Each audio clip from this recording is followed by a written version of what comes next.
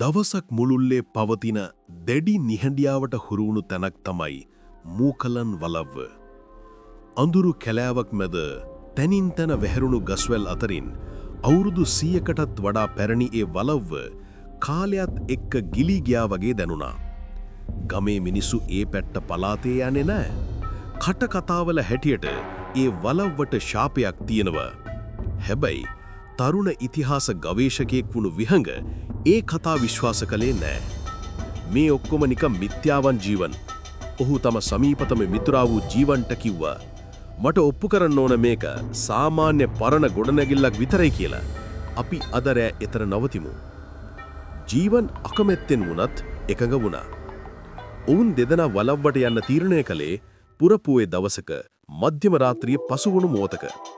සඳ එළිය වලව්වේ බිත්ති මට වැටී තිබුණේ බිහිසුණු සැවනැලි මවමින්. වලව්වේ ගේට්ටුව කැඩී ගොස් තිබුණා. ඝනකම් දැවියෙන් කළ දොරටුවට එහායින් තිබුණේ අඳුරු ආලින්දයක්. ඇතුළට ගිය විගසම විහඟට දැනුනේ දරාගන්න බැරි තරම් සීතලක්. ගිම්හාන කාලේ වුණත් ඇතුළත වාතය අයිස් වගේ සිසිල් වුණා. ඔවුන්ගේ පියවරවල සද්දේ වලව්වේ හිස් බිත්තිවල වැදිලා දෝංකාර දුන්නා. ඒ දෝංකාරය තවත් බියකරු වුණා. ඔවුන් කතා කළේ ඉතාම රහසින්. විහඟට මතක් වුණා කතාව වලව්වේ අයිතිකාරිය වුණු මානෙල් දේවිය ගැන.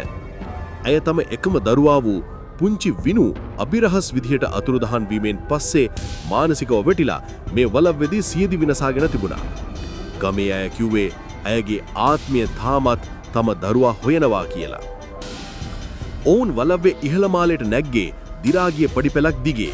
පඩිපෙළේ අඩි තැබූ සෑම වාරයකදීම ලී කැබලි දරුණු විදිහට කීරි ගැහුවා.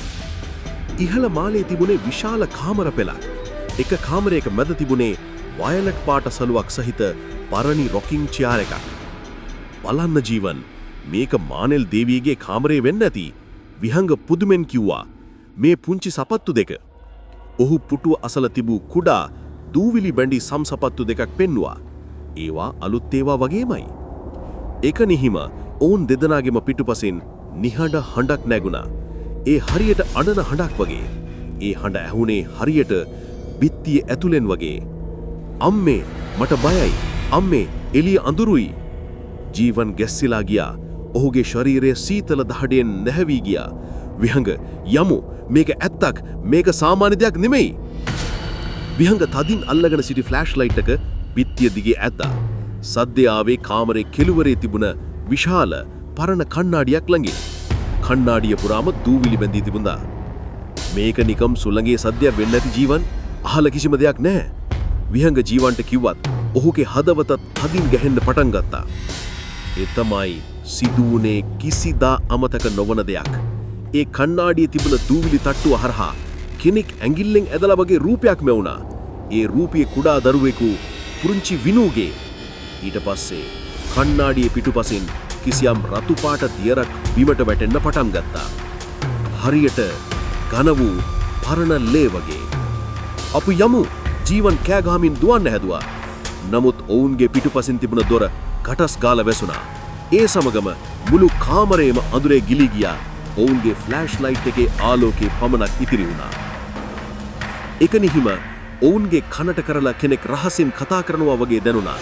ඒ හඬ මානෙල් දේවියගේ බියගුළු හඬ වගේමයි. ඇයගේ හුස්ම ඔවුන්ගේ ගෙලට වැටෙනවායි දැනුණා. ඔයාලා තමයි මගේ අන්තිම බලාපොරොත්තුව. මයිතට ඉන්න මගේ දරුවා බලන්න. ජීවන් බිමේ ඇද වැටුණා. ඔහුගේ මුහුණ බයෙන් සුදු මැලි වෙලා තිබුණා. විහඟගේ ෆ්ලෑෂ් ලයිට් එකේ ආලෝකය කාමරේ කෙළවරේ තිබුණ රොකින් ඡායයකට වැටුණා. රොකින් ඡායයක හිස්ව තිබුණත් එය සෙමින් ඔබම ඔබ පැද්දමින් තිබුණා. ඊට වඩා භයංකර ගුණේ ඊළඟට සිදුවුණු දේ. රොකින් ඡායයකේ අත්වාරු දෙක උඩ අතලොස්සක් තමන වියලි මල් පෙති තිබුණා. ඒ පෙති මීට වසර 100කට පෙර මානෙල් දේවිය සියදිවි නසාගත් දිනේ ඇයගේ අතේ තිබුණු ඒවා බවට විහඟට එක මොහොතකින් වැටහුණා. එතම ජීවන් කෑ ගැහුවා. විහඟ මගේ පිටුපස බලන්න ඒක එනවා. විහඟ ඉක්මනින් හැරුණු විට දුටුවේ ඒ අඳුරු කාමරේ කෙළවරේ තිබුණ කණ්ණාඩිය දැන් සම්පූර්ණයෙන්ම පිරිසිදු වී ඇත්ත. දැන් එතන දූවිලි තිබුණේ නැහැ. නමුත් කණ්ණාඩිය තුන Taman දෙදෙනාට අමතරව තවත් රූපයක් දිස්සුණා. ඒ රූපය මානෙල් දේවියගේ. ඇයගේ ඇස් වසාගෙන තිබුණා. ඇයගේ දිග කළු හිස්කේස බිම වැටී තිබුණා. ඇය සිනාහසිමින් සිටියා.